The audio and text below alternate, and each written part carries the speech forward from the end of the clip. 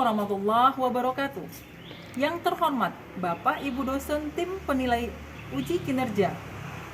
Perkenalkan, saya Nining Suryaningsih, guru SMA Negeri 1 Singkohor, Kecamatan Singkohor, Kabupaten Aceh Singkil, Provinsi Aceh. Sekaligus saya adalah mahasiswi PPG Angkatan 4 dalam jabatan di LPTK Universitas Khairun Ternate. Pada hari ini, Senin 6 Desember 2021, saya melaksanakan uji kinerja secara luring di kelas 11 IPA dengan judul Sistem Peredaran Darah. Di pertemuan pertama ini dengan subjudul Komponen Darah. Berikut video uji kinerja saya. Selamat menyaksikan.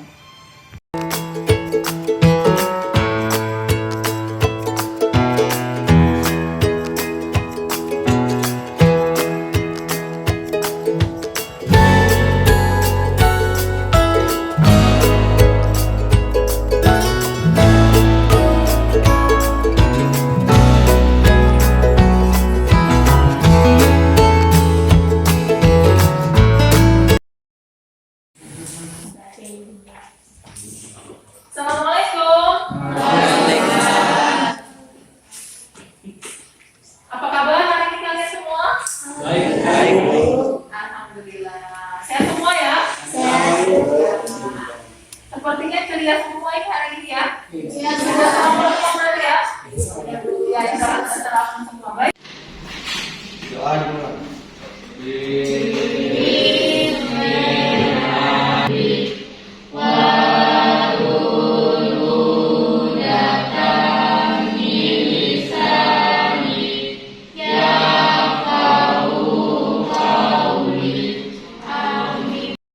Baik, setelah tadi berdoa, ibu absensi dulu ya. Siapa-siapa yang tidak hadir hari ini. Oke, Al-Haika. Baik, kalau masih ingat pelajaran kita kemarin, apa saja yang mulai dari pertemuan pertama sampai pertemuan ketiga yang kita sudah pelajari? Siapa yang masih ingat? Ayo, iya Fajar, silakan Fajar. Pertemuan pertama itu kita pelajari tentang sistem rangka dan sendi, Bu. Ya, bagus. Yang kedua? Yang kedua tentang sistem otot, Bu. Iya, sistem otot pada manusia. Selanjutnya? Dan yang ketiga itu yang baru kemarin itu tentang gangguan pada manusia, Bu. Gangguan pada sistem gerak. Dan ibu rasa semua sudah memahami ya, memahami semua. Baik. Nah, jadi ibu mau menyampaikan untuk pelajaran proses pertama ini. Ibu mau menyampaikan ke anak-anak, apakah tadi pagi semua pada sarapan? Baru nanti diproses di dalam tubuh kita biar. Iya, bagus ya. Jadi tadi yang dimakan tadi apa tadi? Ikan dan tahu. Iya, ikan dan tahu. Nah, ikan dan tahu tadi akan Nah, jadi pada saat pencernaan makanan itu akan berbentuk seperti sari-sari makanan berupa serpihan kecil dan sari-sari itu dibawa oleh darah. Iya, bagus sekali ya. Jadi makanan yang dimakan oleh si baby tadi secara tidak langsung akan dibuat menjadi sari-sari makanan yang diangkut nantinya melalui darah. Iya, diedarkan ke dalam tubuh kita. Menurut kalian, hari ini kita belajar tentang apa sih? Kalau seperti itu, ada cerita darah, ada cerita prosesnya. Berarti kita belajar tentang apa nih? Apa? Ya, sistem peredaran darah. Ya, baik. Sebelum ke sana, ibu mau menyampaikan tentang tujuan pembelajaran kita dan kalinya. Silakan diperhatikan di slide ya. Baik, untuk hari ini pelajaran kita tentang pertama kompetensi dasar yang harus kamu ketahui. Yang pertama, silakan dibaca 3.6.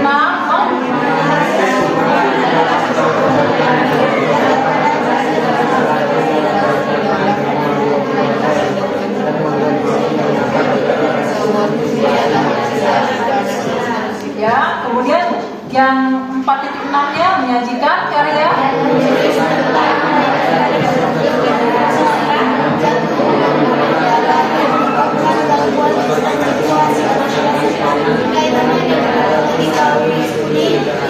Iya, bagus. Jadi itu pengetahuan pengetahuannya yang setelah kamu lakukan nantinya.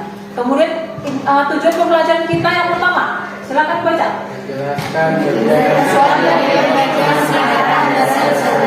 Ya, menjelaskan bagian-bagian plasma dan sel-sel darah. Bagian plasma dan sel-sel darah. Yang kedua, menguraikan tentang proses pembekuan darah. Iya, nanti kamu bisa lihat. Kemudian yang ketiga, memahami beberapa golongan darah. Yang keempat, menganalisis hubungan antara transfusi darah dengan golongan darah. Iya, baik.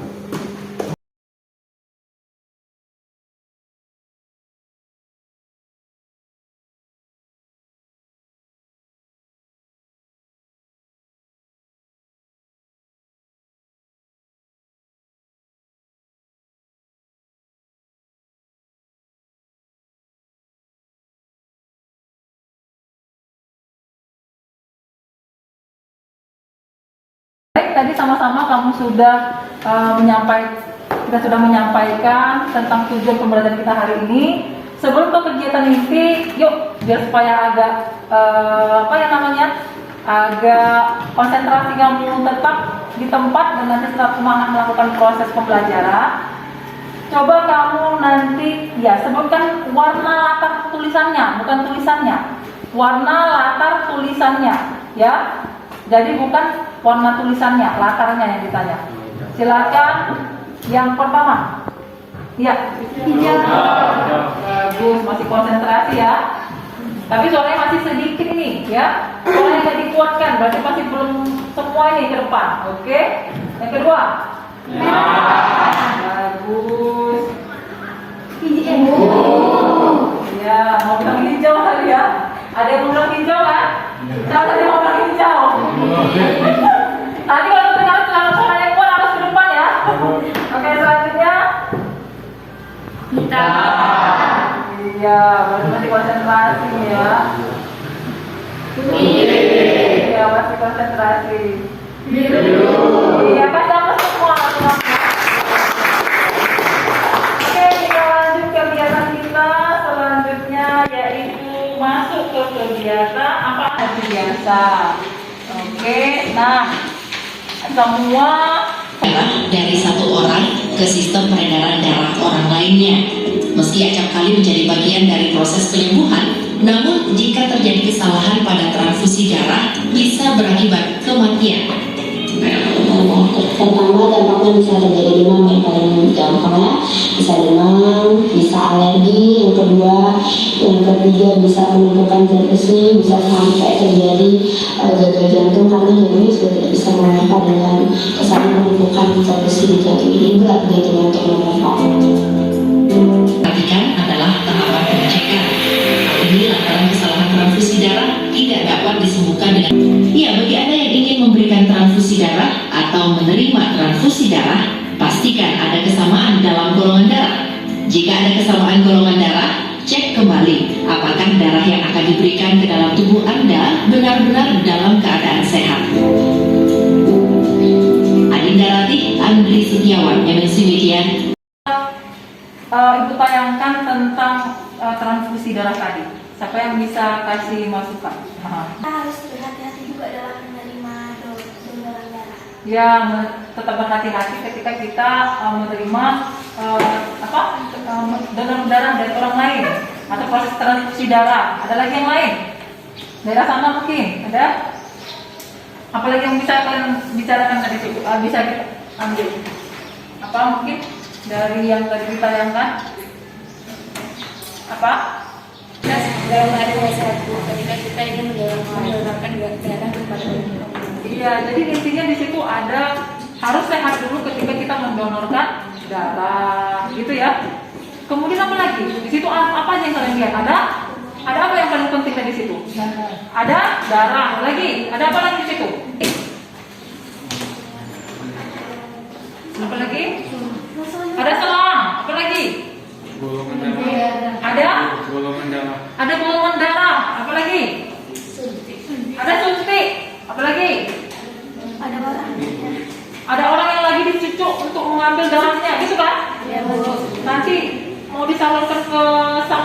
gitu, gitu kan? Iya. Iya, nanti akan berakibat fatal. Ini adalah orientasi masalah. Jadi kalian diberikan untuk berpikir dari orientasi masalah ini ternyata ada nanti hubungannya ke proses pembelajaran kita hari ini. Nanti ada di dalam LKPD. Silahkan diperhatikan semua. LKPD-nya sudah Ibu kasih ya. Ya, kelompok 1 mana? Kelompok 1, silakan. Ya, kelompok 2. Ya, kelompok 3. Ya, kelompok 4. Oke, semua silakan menyiapkan pertanyaan-pertanyaan yang ada di LKPD, ya. Kemudian nanti yang nggak paham silakan ditanya sama Ibu. Oke, waktunya Ibu kasih sebanyak 15 menit. Nanti 15 menit lagi untuk kalian berpresentasi. Gitu ya? Bisa ya? Bisa semua nak? Oke, kasih waktu 15 menit silahkan. Ayo bekerja. Itu loh pulpen mana tadi? Nih, ada yang sama saja. Ada yang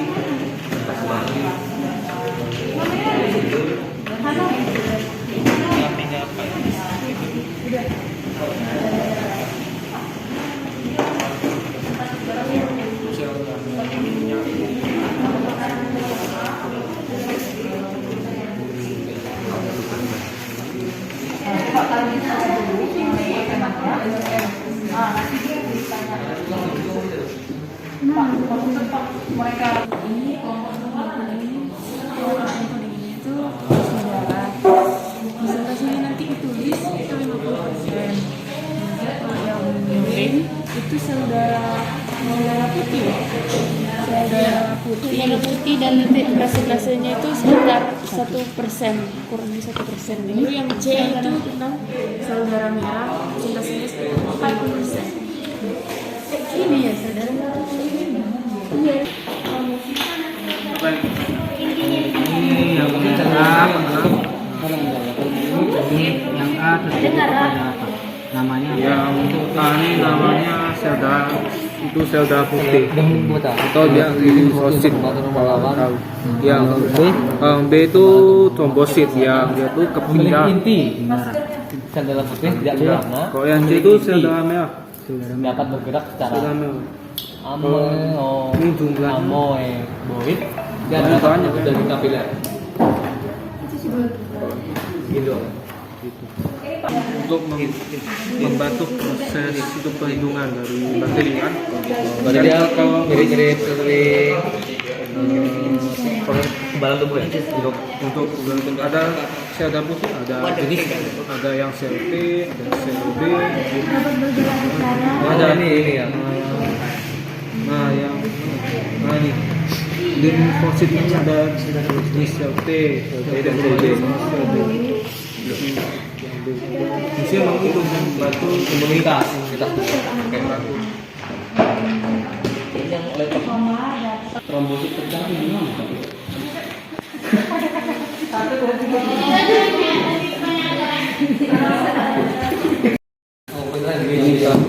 Ini contoh terjadinya luka yang disebabkan trombosit pecah. Ini luka yang disebabkan trombosit pecah mengeluarkan trombikinase. Terus dia proton beam, terus vitamin K, terus fibrinogen, dan akhiri fibrin yang disebabkan oleh luka. Jangan gitu ya, jangan. Ini ada 8 terjadi luka, ada keluhan, ketinggalan, masih pecah, kesulitan tinggi, memang jadi luka. Ini proses terjadinya luka. Seperti ini, cuma pecah. Buka. Oke.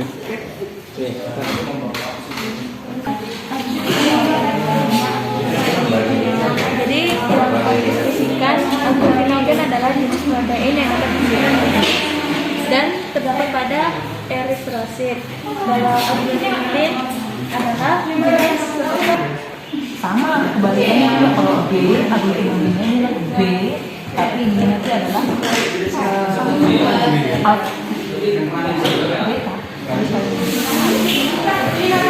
apa ini beta ya, dari apa ini beta.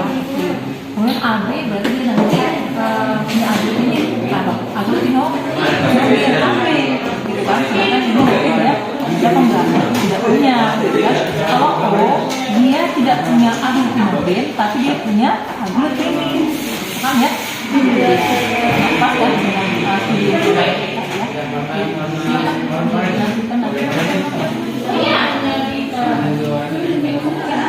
ya. Oke Pak.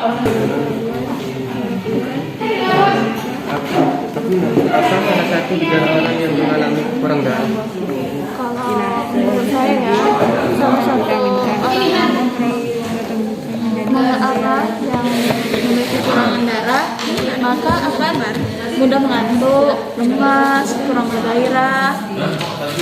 Sebutan penyakit ini disebut dengan anemia.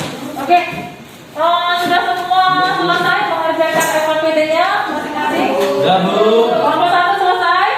Kelompok 1 oke, kelompok 2? Selesai. Ya, kelompok 3? Selesai. 4? Selesai. Ya, saatnya kamu mempresentasikan hasil karya kamu. Silakan kelompok 1 dulu untuk mempersiapkan segala yang ada. Silakan kelompok 1. Nanti yang menerangkan siapa ya? FKPD-nya juga di bawah, semua di bawah.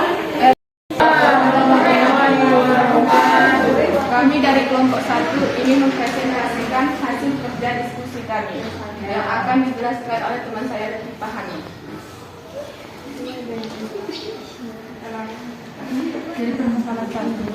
Dari permasalahan 1 yang terdapat dalam gambar yang sudah kami gambarkan yaitu ada komponen darah yang dibagi menjadi 3 bagian.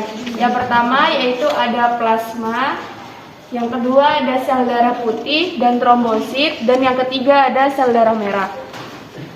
Yang pertama kami akan jelaskan tentang plasma yang berwarna kuning.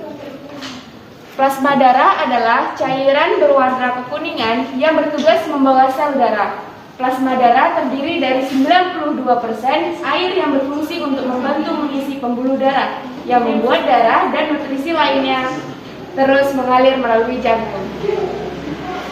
Yang kedua yaitu yang ada pada gambar biru yaitu sel darah, dan persentase plasma darah sekitar 55%, persentase sel darah putih dan trombosit kurang lebih 1%, dan yang terakhir yaitu persentase sel darah merah sekitar 45%. Sekian dari kelompok 1 yang kami jelaskan. Apakah dari kelompok lainnya ada yang ingin bertanya kepada kelompok 1? Apakah plasma darah dan trombosit termasuk satu komponen atau tidak? Baik, tiga kami dari kelompok 1 mencoba. Menurut kami tidak menyatu karena ketiga komponen tersebut memiliki fungsi berbeda-beda, tetapi ketiga komponen tersebut termasuk ke dalam golongan yang terdapat dalam darah. Terima kasih. Apakah jawaban dari kami sudah dapat memuaskan pertanyaan dari kelompok 3? Ya, tadi kelompok 3 yang menanyakan dan jawabannya sudah sesuai ya dengan kelompok 3. Oke, baik ditutup kegiatan yang pertama. Sekian dari kelompok kami. Kalau ada kata kami yang salah mohon mohonlah dimaafkan. Kami akhiri. Wassalamualaikum warahmatullahi wabarakatuh.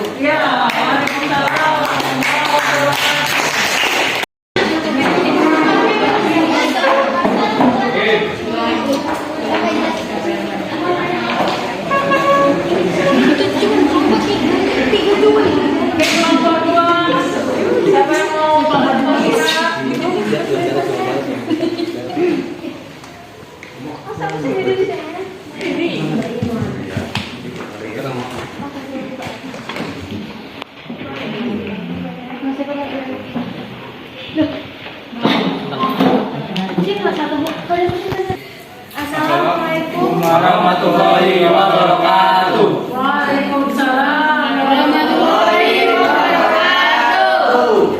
Di sini kami akan mempresentasikan hasil diskusi kami, yaitu tentang sel-sel darah. Di sini ada 3 sel darah. Yang pertama ada sel darah putih, trombosit, dan sel darah merah. Selanjutnya akan dijelaskan oleh teman kami. Oke, menurut gambar yang ditunjukkan dari panah ini, yang pertama yang A, sel darah putih atau leukotes. Yes. Menurut kami bentuknya itu seperti ini. Dan selanjutnya inti sel tidak berwarna, memiliki inti, dapat bergerak secara amoeboid dan dapat menembus dinding kapiler atau diapendesis. Selanjutnya jumlahnya, jumlah sel darah putih harus normal. Ketika jumlah sel darah putih berkurang, daya tahan tubuh akan melemah sehingga tubuh rentan terkena infeksi atau penyakit. Selanjutnya fungsi sel darah putih adalah untuk menghasilkan antibodi, yaitu zat-zat yang dapat membasmi virus, bakteri, jamur, parasit, serta zat lainnya yang berbahaya. Itu fungsinya sebagai imunitas tubuh. Oke, selanjutnya yang kedua ada trombosit atau pink cell.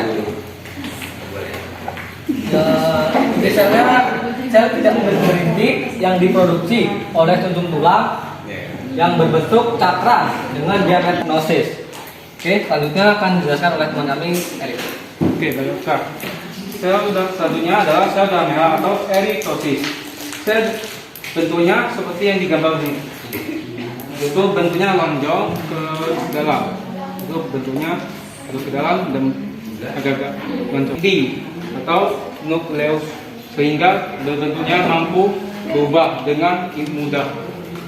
Selanjutnya jumlah sel darah merah pada pria yaitu berjumlah 4,32 sampai 5,72 juta atau mikroliter, dan pada wanita berjumlah 3,90 sampai 5,03 juta atau mikroliter.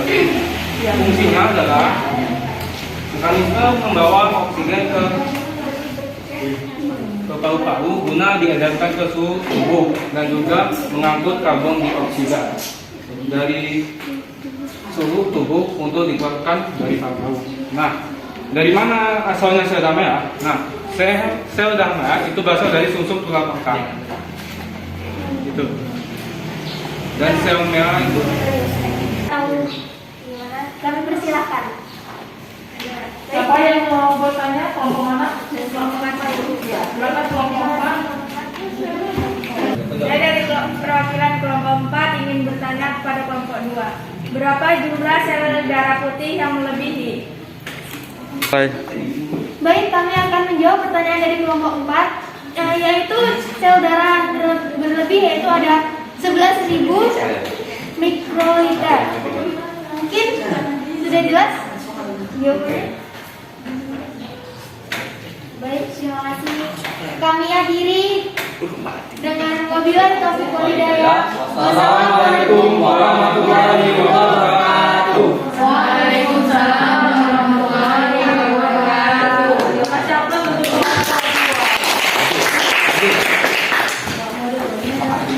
Assalamualaikum warahmatullahi wabarakatuh. Waalaikumsalam warahmatullahi wabarakatuh.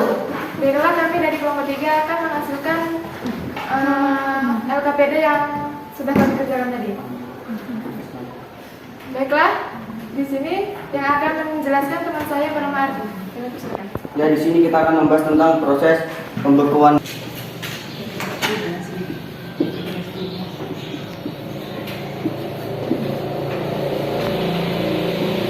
Di dalam mekanisme pembekuan darah ada yaitu trombosit pecah.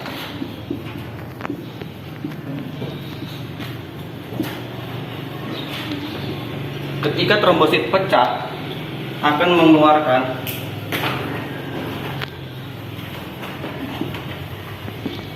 mengeluarkan yang namanya trombokinase.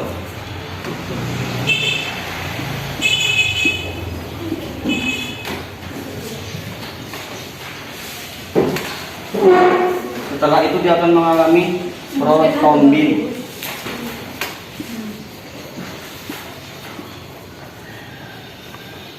Protrombin yang di dalamnya terdapat vitamin K.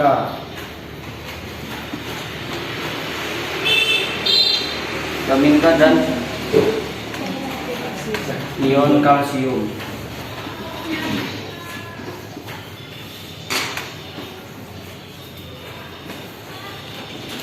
Setelah terjadinya protrombin akan mengalami trombin. Setelah trombin akan terjadi fibrinogen.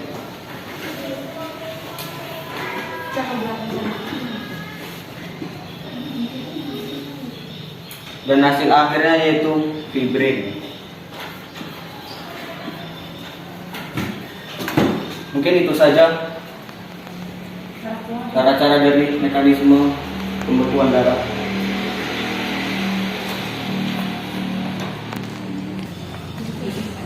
Sekian presentasi dari kelompok kami. Apabila ada yang mau bertanya, silakan.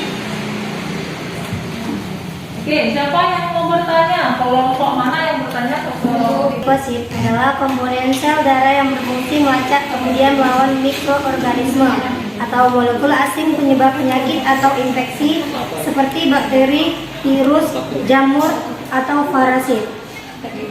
Sekian, terima kasih. Bagaimana yang kelompok satu dengan jawaban ini? Oke, baik. Apa yang dimaksud leukosit? Kami dari kelompok 2 mempresentasikan. Yang B, mengapa ibu suci tidak dapat menerima transfusi darah dari anaknya? Baik, saya akan menjawab pertanyaan yang B. Karena darah yang dimiliki Ibu Suci adalah golongan A, sedangkan golongan darah anaknya yaitu B.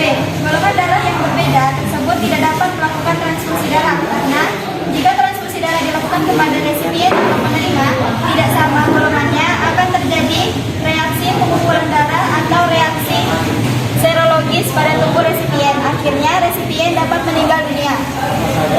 Dan dapat ditabelkan sebagai tabel berikut. Sebelumnya kita harus mengetahui apa itu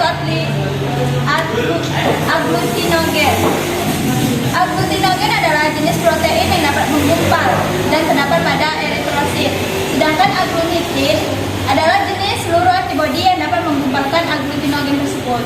Di dalam golongan darah A terdapat aglutinogen A dan aglutinin B. Dan di golongan darah B terdapat aglutinogen B dan aglutinin A. Untuk golongan darah AB terdapat aglutinogen A dan B dan tidak memiliki aglutinin. Untuk golongan darah O tidak memiliki aglutinogen dan memiliki aglutinin A dan B. Mungkin apakah ada yang ingin bertanya? Oke, kelompok mana yang mau bertanya silakan. Ya, silakan kelompok 2 bertanya atau kelompok 4. Berapa jenis golongan darah dan bukan? Ya, berapa jenis golongan darah? Baik, terima kasih. Dan akan dijawab oleh saudari kita sendiri. Baik, golongan darah itu terbagi akan menjawab pertanyaan dari kelompok 2. Golongan darah dibagi menjadi 4, yaitu golongan darah A, B, AB, dan O. Kemudian jawaban dari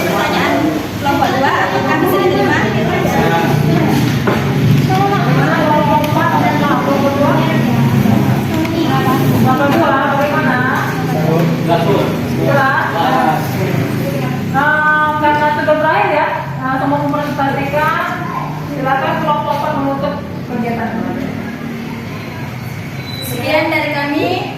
Assalamualaikum warahmatullahi wabarakatuh. Ketika terjadi proses kamu terluka, maka akan pecah. Apa yang pecah coba? Trombosit akan pecah. Kemudian akan terjadi apa? Trombokinase. Habis trombokinase kemudian bagaimana? Akan menjadi trombofit. Setelah trombofit maka akan membentuk apa dia? Yang dibantu sama vitamin K dan kalsium. Membentuk apa? Ya, selanjutnya apa lagi? Fibrinogen. Jadi proses fibrinogen. Kemudian akan membentuk fibrin. Baik. Ya, jadi intinya bahwasanya itulah proses pembekuan darah. Selanjutnya nomor 4. Ini tadi ya gambarnya ya. Tidak, kalau dimasuk dengan resipien universal, maka golongan mana dia? AB. Kalau yang termasuk pada pendonor universal, berarti masuk mana? Udah ya, itu aja ya kesimpulan kita hari ini. Baik, sebelum disimpulkan, silakan kalian yang menyimpulkannya. Ayo, siapa yang bisa menyimpulkan kegiatan?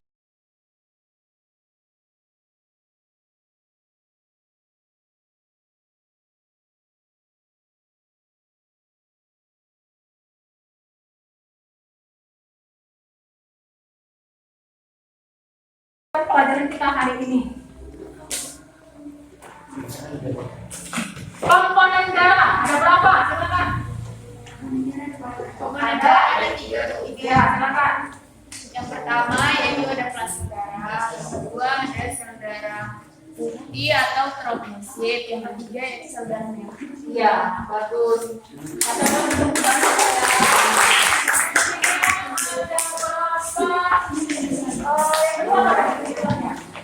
Ada berapa?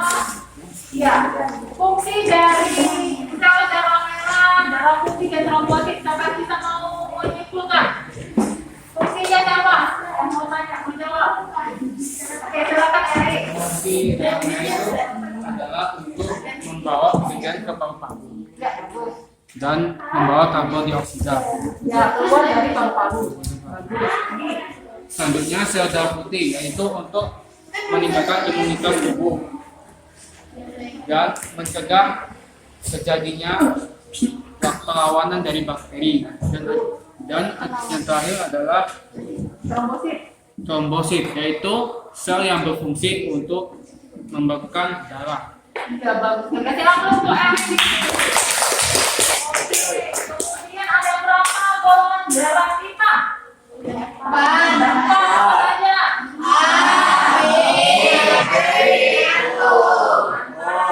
Kemudian kenapa si golongan darah A nggak bisa memberikan mendonorkan ke golongan darah B? Ada yang tahu? Karena kita menyimpulkan karena tidak memiliki anti Aglutinogen yang sama. iya aglutinogen yang sama. Kasih ampus untuk kalian semua kalian. Baik, sebelum menutup kita evaluasi ya. Kita evaluasi. 3. Ya. Ini evaluasi pribadi. Apa lagi? Nanti silakan pulang berarti.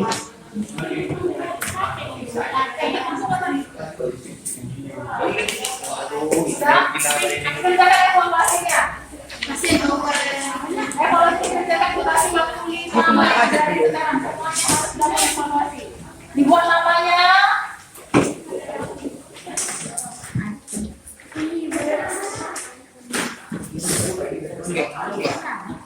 Iya dong. Oke, jangan kenalan dulu. Nanti pas apa?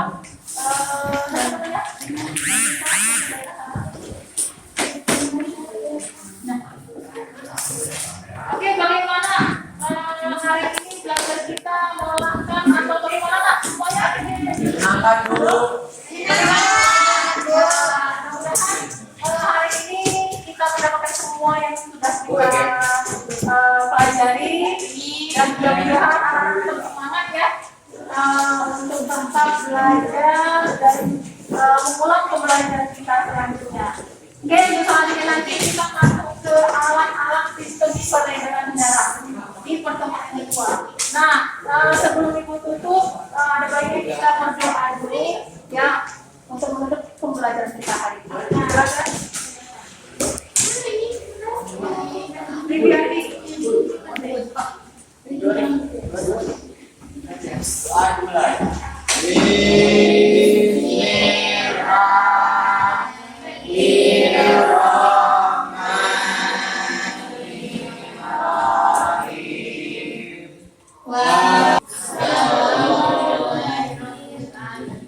Baik, alhamdulillah hari ini sudah selesai kegiatan belajar kita. Tetap semangat, tetap jaga kesehatan, pakai masker. Kita ketemu minggu depan di pembelajaran kedua. Dan tentu ya, saya tutup